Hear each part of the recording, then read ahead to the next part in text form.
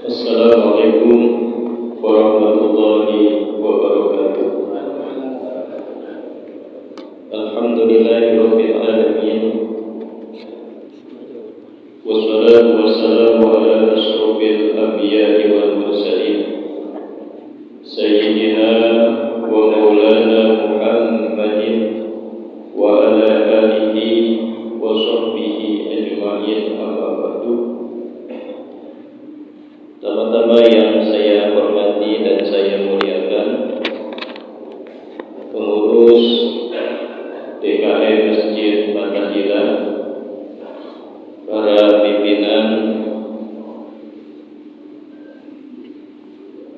pimpinan yang ada di masjid ini, dan juga jamaah sholat zuhur, Bapak Ibu, saudara-saudari yang dimuliakan Allah Subhanahu wa Ta'ala. Marilah kita memanjatkan puji syukur kehadirat Allah Subhanahu wa Ta'ala. Allah masih memberikan kepada kita, jangan sampai Allah angkat nikmat bernapas kita. Kenapa kita telah ditarik napas kita sama Allah Subhanahu wa Ta'ala. Jadi Bapak Ibu, kalau mau merasakan nikmat, sering-sering ke rumah sakit. Banyak orang yang dicabut nikmatnya oleh Allah Subhanahu wa Ta'ala, dan sering-sering ziarah kubur. Tidak ada yang kita bawa ketika kita menghadap Allah Subhanahu wa Ta'ala kecuali amal yang kita lakukan. Bapak Ibu yang dimuliakan Allah, tema yang akan saya sampaikan dalam kultum zuhur ini, mendidik anak dengan adab Islami. Mendidik anak dengan adab Islami.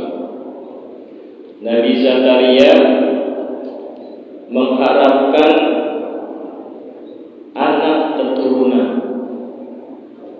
Dalam kisah Al-Quran dikisahkan, beliau ingin sekali memiliki anak dan terus berdoa kepada Allah Subhanahu wa Ta'ala agar diberikan keturunan. Padahal dia itu sudah tua dan istrinya mandul, tetapi tidak pernah berputus asa akan rahmat yang Allah turunkan kepada dirinya, maka terus berdoa. Kita yang sudah menikah 10 tahun, 20 tahun, belum punya anak, izin sama istrinya, mah abi kawin lagi ya. Terus ikhtiar, Pak. Mudah-mudahan Allah berikan kita keturunan yang soleh dan solehah. Yang kedua, kisah Nabi Ibrahim alaihi salam. Sama, ingin memiliki keturunan, sampai beliau bernazar kepada Allah Subhanahu wa Ta'ala, kalau aku diberi keturunan, maka aku akan nazarkan anakku kepada Engkau ya Allah. Benar. Nabi Ismail, sebagai nazar Nabi Ismail ketika peristiwa penyembelihan.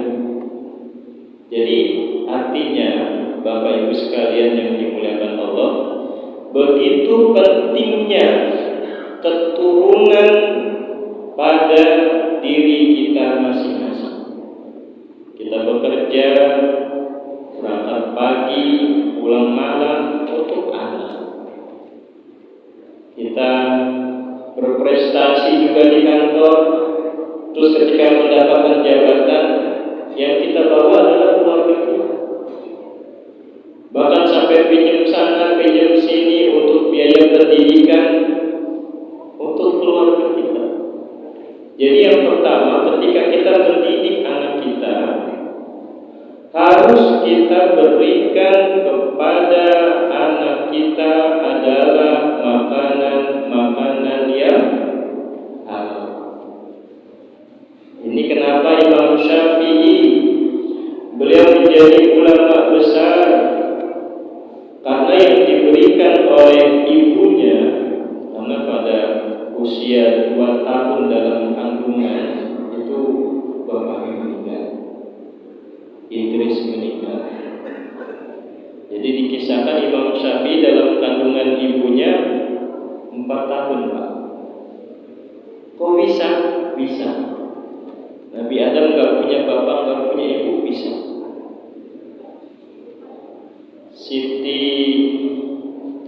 Nabi Isa gak punya bapak, bisa. Kalau sekarang ibu gak punya bapak terus tiba-tiba hamil, lah itu kecelakaan. Jadi Bapak Ibu sekalian, Imam Syafi'i dikisahkan, yang saya baca dari beberapa literatur, ibunya selalu menjaga anaknya karena beliau sebagai mendidik, karena ditinggal sama suami, dia sebagai kepala keluarga mendidik anaknya. Sampai-sampai dalam kisah itu saking menjaganya, saking proteknya kepada Imam Syafi'i, ketika ibunya keluar mencari tambahan buat keluarga bekerja, anaknya ditinggal. Anaknya nangis, terus tetangganya karena melihat anaknya menangis, anaknya disusui. Imam Syafi'i disusui oleh tetangganya. Sampai pulang mendengar kabar disusui oleh tetangganya, apa yang dilakukan oleh ibunya? Ibunya langsung, kita nggak akan temukan seperti ini di sini, Pak. Bahkan dalam Islam kita akan tidak temukan orang tua yang benar-benar menjaga anak. Sampai-sampai itu jari tangannya dimasukkan ke dalam mulutnya Imam Syafi'i. Agar apa? Agar susunya yang masuk tetangganya tersebut ke perut Imam Syafi'i itu keluar. Padahal tak tahu tetangganya itu benar atau tidak, tetapi untuk menjaganya sampai semuanya yang masuk ke dalam mulut Imam Syafi'i adalah benar-benar usaha dari orang tuanya, usaha dari ibunya, tidak ada usaha dari orang lain. Benar-benar menjaga yang syubhat-syubhat itu dihindarkan oleh ibunya Imam Syafi'i. Bahkan dalam kisah lain, Imam Nawawi, ini peran bapak, tadi peran ibu. Imam Nawawi ini dikisahkan beliau ini semenjak kecil, dewasa sampai menjadi orang besar itu ayahnya selalu mendampingi beliau.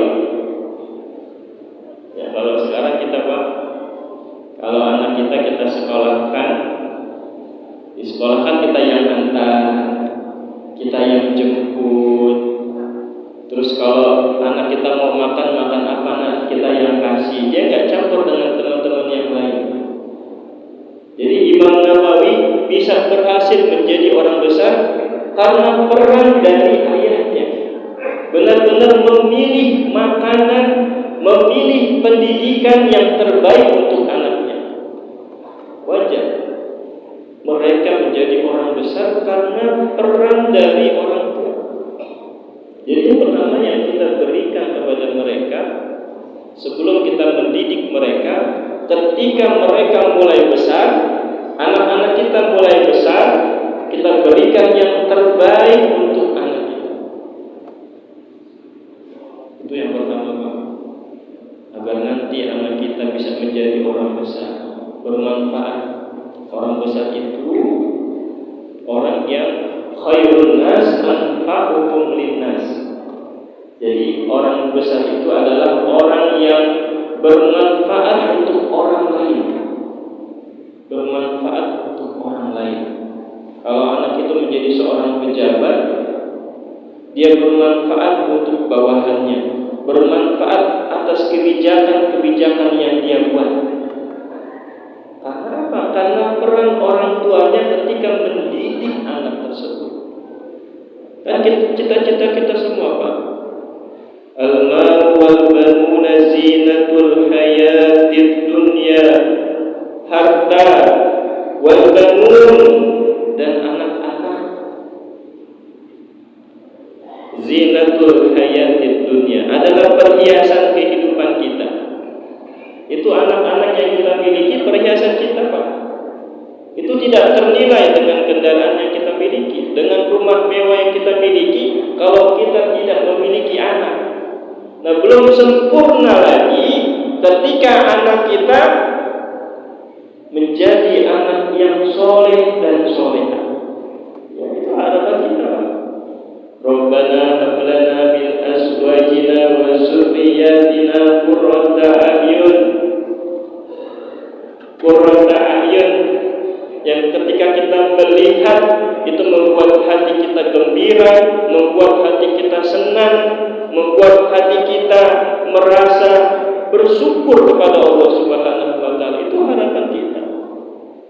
Kalau maaf Bapak Ibu sekalian, ketika sampai rumah yang kita lihat anak kita tidak seperti yang kita harapkan, kita ngomong sama anak, salah apa sih nak? Salah apa ibu nak? Nggak usah nanya, nggak usah nanya kesalahan apa yang kita lakukan kepada anak kita. Kita koreksi diri kita masing-masing. Tadi dikisahkan seperti kisah Imam Syafi'i, Imam Nawawi menjadi orang besar dan bermanfaat untuk orang lain. Itu yang pertama, asupan yang kita berikan kepada anak-anak kita adalah yang terbaik untuk anak-anak. Terus yang kedua, Bapak Ibu sekalian, ini ada kisah. Ada seorang ibu mendengar anaknya menangis. Anak itu menangis gara-gara di bajunya itu kena kotoran burung, menangis ketakutan. Ya, anak-anak kecil itu kalau kena sesuatu karena dia anak menangis itu dia membutuhkan sesuatu, membutuhkan pertolongan. Dia tidak bisa teriak, dia menangis. Lalu ibunya hanya menjawab, jangan takut nak, nanti kelak kau akan menjadi jenderal. Hanya omongan orang tua seperti itu benar. Ini dikisahkan oleh Kasat Kepala Staf Angkatan Darat Jenderal Subagio HS. Ini saya baca. Karena doa dari seorang ibu yang tulus, maka anaknya menjadi orang besar. Ini di Indonesia. Kalau di luar negeri, Imam Sudes yang kita selalu mendengar bacaannya, Alhamdulillahirabbil alamin. Ibunya ngomong apa waktu Syekh Sudes waktu kecil, saking nakalnya, tamu keluarganya yang datang dilempar pasir, ibunya memarahinya dengan mendoakan anak tersebut. Wahai anakku, kelak kau akan menjadi imam di Masjidil Haram. Coba Bapak, istri kita kalau seperti itu, setiap anak kita nakal, istri kita selalu berdoa untuk anak kita. Yang ada bukan doa Pak, yang ada dicela-cela anak kita sama istri kita. Saking keselnya, saking marahnya. Karena apa? Kan yang keluar dari mulut seorang ibu, yang keluar dari pikiran seorang istri, itu bagaimana suaminya? Kalau suaminya baik mendidik sang istri, maka dia akan menjadi ibu terbaik bagi anak-anak kita. Jadi semua tergantung dari bapak-bapak di sini. Setiap awal bulan istri kita bahagia karena kita bisa memberikan nafkah. Tapi kita bilang, "Ma, ayah kasih nafkah 10 juta ya." Terus bagaimana ya? Diatur yang terbaik. Bilang gitu aja. Baru seminggu habis Pak. Gimana Pak? Seminggu 10 juta habis. Kita marah-marahin. Diskusi Pak. Bisa habis kenapa Ma? 10 juta ini rinciannya. Oh ya, mohon maaf deh, ayah kurang dari nanti ayah ikhtiar lagi. Jangan dimarah-marahin. Karena memang buat kebutuhan rumah tangga dan biaya besar tidak murah. Maka kita sebagai seorang suami, sebagai kepala keluarga, ketika melihat kebutuhan itu kurang, maka kita harus ikhtiar. Ikhtiarnya apa? Ikhtiarnya, kalau memang kebutuhan kita kurang, Senin sampai Jumat kita bekerja, Sabtu Minggu dagang Pak. Untuk untuk memenuhi kebutuhan keluarga kita. Karena ketika kita memberikan nafkah yang halal untuk keluarga kita, kita tidak akan mengambil hak-hak orang lain untuk keluarga kita. Maka ketika kita tambah waktu 2 hari dengan berdagang, maka kekurangan dalam kebutuhan nafkah kita akan tercukupi. Saya kerja Senin sampai Jumat, Bapak Ibu sekalian, untuk kebutuhan keluarga masih kurang. Sabtu Minggu saya ngajar sebagai dosen. Seperti itu. Agar apa? Agar yang kebutuhan yang kurang itu kita tidak mengambil dari hak orang lain. Benar-benar yang kita berikan kepada keluarga kita memang hasil karya yang kita dapat. Agar apa? Agar istri kita ketika dia menjadi seorang ibu, ketika mendidik anaknya, ucapan-ucapan kepada anak kita itu adalah doa. Kita ingin ketika kita pensiun usia 55, usia 60, anak kita walaupun tidak kaya-raya, tidak menjadi pejabat, tetapi menyenangkan hati kita. Ketika di WA, nah apa kabar, nah langsung dijawab, langsung ditelepon. Itu saking cintanya anak kita kepada kita. Lalu dia nanya, mau apa ayah? Kan ada ini, ada video pendek, ada 3 anak. Sang ayah ngetes ketiga anak tersebut. Yang satu coba ditelepon, jawabannya, maaf ayah lagi repot di kantor, nanti aja teleponnya. Ya, ini mungkin jawaban kita ketika kita sukses dengan pekerjaan yang sedang kita kerjakan. Ini yang pertama, maaf ayah lagi sibuk di kantor, nanti aja teleponnya. Jadi nggak nelfon lagi saking sibuknya di kantor. Benar-benar Allah kasih kesibukan buat dirinya bekerja di kantor tanpa bisa berhubungan dengan keluarganya. Itu yang pertama. Terus yang kedua, karena masih kuliah, maaf ya ini lagi rebahan, lagi ada kerjaan kuliah. Yang namanya mahasiswa kerjanya rebahan itu main laptop, kerjaan makalah. Iya, kita temukan anak kita seperti itu, Pak. Terus yang ketiga, ketika ayahnya telepon, langsung anaknya respon, ayah apa kabar, ayah lagi di mana, nanti adek mau ke rumah ya, mau nitip apa. Yang kita harapkan yang mana, Pak? Yang nomor 3, Pak. Yang nomor kita yang kita harapkan. Maka Rabbana hab lana min azwajina wa dzurriyyatina qurrata a'yun, yang kita harapkan itu qurrata a'yunnya. Membuat hati kita gembira, membuat hati kita senang. Jadi itu semua tergantung dengan didikan yang kita berikan kepada anak. Yang ketiga, Rasulullah Shallallahu Alaihi Wasallam bersabda, min haqqil walid alal walid, min haqqil walidi alal waladi ayyusina adabahu wa yusinu ismahu.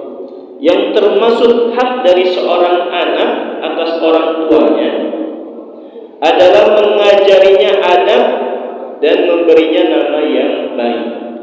Jadi Bapak Ibu sekalian, dari hadis Rasulullah ini, hak seorang anak kepada orang tuanya, dia mendapatkan hak apa?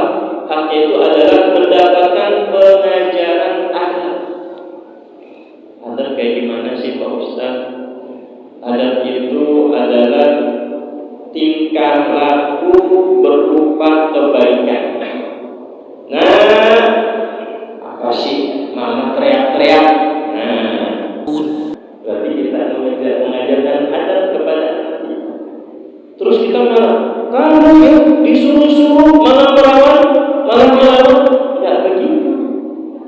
Kenapa anak kita responnya lama? Kenapa anak kita responnya mengecewakan kita? Itu dikarenakan komunikasi kepada anak yang tidak baik, tidak terjalan 2 arah. Selama ini yang kita ajarkan, yang kita tanamkan kepada anak kita hanya komunikasi 1 arah, yang ada perintah. kamu harus seperti ini, kamu harus seperti itu. Kita harus buat komunikasi dua arah. Apa namanya? Kita berdiskusi, kita bertanya, kita berdialog kepada anak kita. Maka ketika anak pulang sekolah, jangan langsung ditanya, kamu belajar apa di sekolah? Jangan. Mau apa, Dek? Capek, mah sekolahnya. Ada mau es, yaudah sediakan es dulu, minum. Itu lagi komunikasi, Pak. Nah, ketika dia ada tenang, minum es, baru Ade mau cerita apa? Biar dia cerita. Oh, tadi Ade di sekolah gini, mah. Komunikasi yang baik. Maka ketika tercipta komunikasi yang baik, ketika kita memanggil dia, dia mah, pasti jawabannya seperti itu. Karena kita mengawali dengan komunikasi yang baik kepada anak kita. Jadi insya Allah ketika kita tanamkan adab kepada anak kita, apakah cukup Pak Ustaz? Kita panggil guru, anak kita diajarkan oleh guru yang kita nanti berikan misal. Tidak cukup, Pak. Anak itu cenderung ingin mendapatkan pendidikan dari ayah dan ibunya. Seperti sang anak mendapat didikan ketika masih dalam perut ibunya. Sang ayah pulang mengusap anaknya, mencium perut istri yang ada janin anak kita. Itu hilang. Ketika nanti anak kita sudah mulai SMP, SMA, nggak mau pelukan lagi, nggak mau cium pipi atau cium jidatnya lagi. Itu terus, Pak.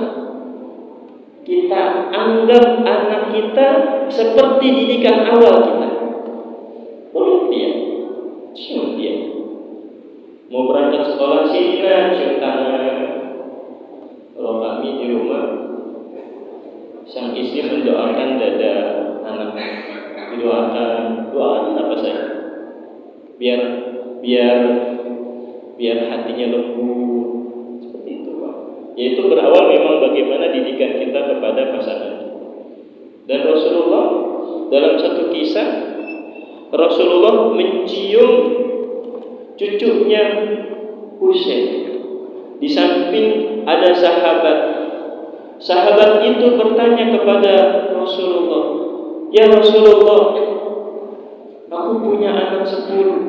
Tidak pernah aku mencium anak aku itu." Kata Rasulullah dalam hadis, orang yang tidak sayang maka tidak akan mendapatkan rasa sayang. Jadi agar komunikasi kita baik, agar anak kita baik, maka yang kita tanamkan kepada anak kita bagaimana kita mengajarkan kelemah lembutan kepada anak kita. Insya Allah, Pak, anak kita 1, 2, 3, 4. Dan jangan pernah dibeda-bedakan. Masing-masing anak kita memiliki potensi. Kalau dia tidak di akademik, nanti dia potensi di sosial. Kalau sosialnya tidak ada potensi, nanti di olahraga. Olahraga tidak ada, nanti kecakapan dia berkomunikasi. Semua anak kita punya potensi. Maka ketika anak kita nilai rapotnya jelek, kamu nih, gimana kamu belajarnya? Jangan. Berikan terus reward kepada anak kita. Dia kan berusaha, Pak. Orang belajar itu ketika mendapatkan hasil, sama ketika orang bekerja mendapatkan hasil. Dia sudah bekerja, hanya hasilnya tidak seperti yang kita harapkan. Maka apa yang harus kita lakukan? Kita kasih poin-poin perbaikannya.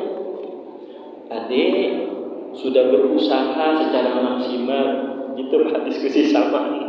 Walaupun dia masih TK, dia SD, ya ngobrol saja.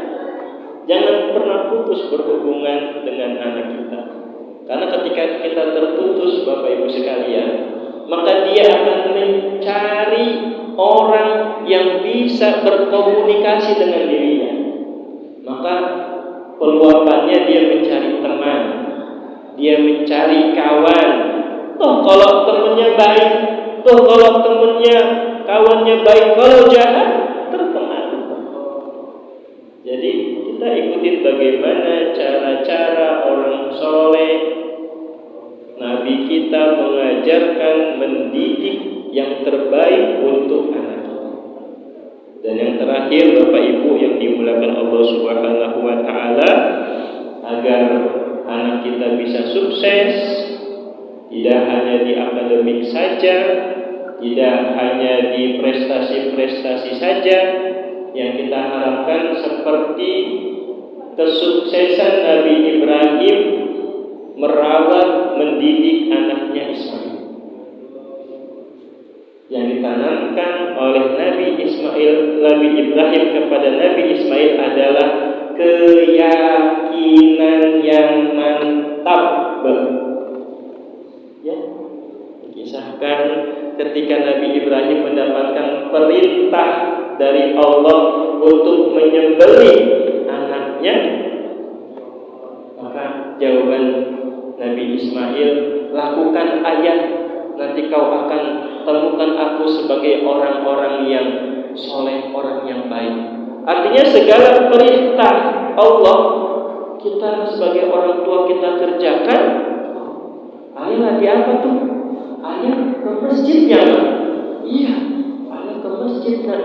Mau ikut ayah ke masjid. Terus anak kita perempuan, kamu perempuan di rumah aja. Jangan Pak. Anak perempuan itu lebih dekat ke bapak. Ajak aja ke masjid. Kalau dia masih kecil digendong.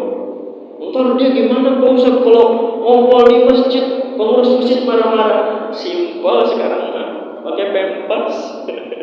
Kalau pipisnya banyak, pampersnya 2 Pak pakai ini. Biar apa? Biar bisa ikut kita ke masjid Pak. Itu kalau rutin kita lakukan. Seminggu 3 kali kita ajak, sebulan udah 12 kali Pak. Itu waktu-waktu yang produktif bersama. Ya, ciptakan waktu produktif bersama keluarga Pak. Ada satu situasi, apa ketika malam makan bersama, apa pas waktu maghrib sholat jamaah, apa sebelum aktivitas pagi kita sholat jamaah bersama keluarga, nanti makan bareng, nanti sebelum tidur jangan nonton TV bareng-bareng, ngobrol, rencanakan besok mau apa saja. Itu insya Allah ketika komunikasi baik dengan keluarga, maka setiap permasalahan, baik itu permasalahan kita sebagai seorang ayah, permasalahan istri kita atau dia sebagai ibu dari anak-anak kita, permasalahan anak-anak kita ketika di sekolah, ketika di kuliah, kita selesaikan bersama keluarga. Kan baiti jannati, rumahku surga. Kita ingin ciptakan sebelum nanti bareng-bareng kita masuk surga, kita ciptakan rumah kita ini adalah surga buat kita. Kalau surga ada tamparan nggak Pak dalam rumah Pak? Tidak ada. Ada cacian tidak di rumah Pak? Tidak ada. Marah-marah tidak ada. Di Al-Quran hanya ucapan Salamun qawlan mir rabbir rahim. Di surga itu hanya kata-kata keselamatan. Jadi ciptakan keluarga kita sebagai miniatur surga kita nanti di akhirat. Insya Allah dengan doa yang selalu kita panjatkan kepada Allah Subhanahu wa taala, kita sebagai kepala keluarga dan ibu kita, istri kita yang lebih banyak mendidik anak kita, jangan lupa terus berdoa. Rabbana hab lana min azwajina wa dzurriyyatina. Ketika kita sebut wa dzurriyyatina, sebutin nama anak kita Pak. Sebutin satu persatu. Rabbana hab lana min azwajina wa azwajina, berarti istri-istri kami. Istri saya cuma satu. Enggak usah disebutin yang lain, istri orang. Wa dzurriyyatina, anak kita 4 sebutin wa dzurriyyatina fulan bin fulan wa wa zurriyyatina fulan bin fulan wa zurriyyatina fulan bin fulan. Sebutin namanya, Pak. Dan itu yang dilakukan oleh Nabi Ibrahim alaihi salam. Dia berdoa kepada Allah Subhanahu wa taala agar diberikan keturunan yang akan memakmurkan kota Mekah, yaitu Nabi Ismail dan Nabi Ishak alaihi wassalam. Yang ciptakan keluarga kita yang harmonis itu disebabkan karena didikan yang terbaik kita berikan kepada anak kita. Mudah-mudahan Allah Subhanahu wa taala senantiasa memberikan kepada kita kebahagiaan dalam keluarga, kebahagiaan dalam mendidik anak-anak kita. Insya Allah akan menjadi zurriyatan sholihah. Amin amin ya rabbal alamin. Kita tutup dengan membaca surah Al-Fatihah. Kita niatkan Al-Fatihah ini semoga Allah Subhanahu wa taala senantiasa memberikan kesehatan, keberkahan untuk diri kita dan keluarga kita. Al-Fatihah. A'udzubillahi minasyaitonir rajim. Alhamdulillahirabbil alamin. Arrahmanirrahim. Maliki yaumiddin. Iyyaka na'budu wa iyyaka nasta'in. Ihdinas siratal mustaqim. Shiratal ladzina an'amta 'alaihim ghairil maghdubi 'alaihim waladdallin. Amin. Wa qana ya karim bi rahmatika ya arhamar rahimin irhamna. Allahumma bi haqqil Fatihah wa bi sirril Fatihah wa bi karamatil Fatihah iftah lana abwabal khair wa khtim alaina wal hadirin min ahsani ahlil khair. Da'wahum fiha subhanakallahumma wa tahiyyatuhum fiha salam wa akhiru da'wahum alhamdulillahi rabbil alamin. Terima kasih, mohon maaf. Wabillahi taufiq wal hidayah. Wassalamualaikum warahmatullahi wabarakatuh.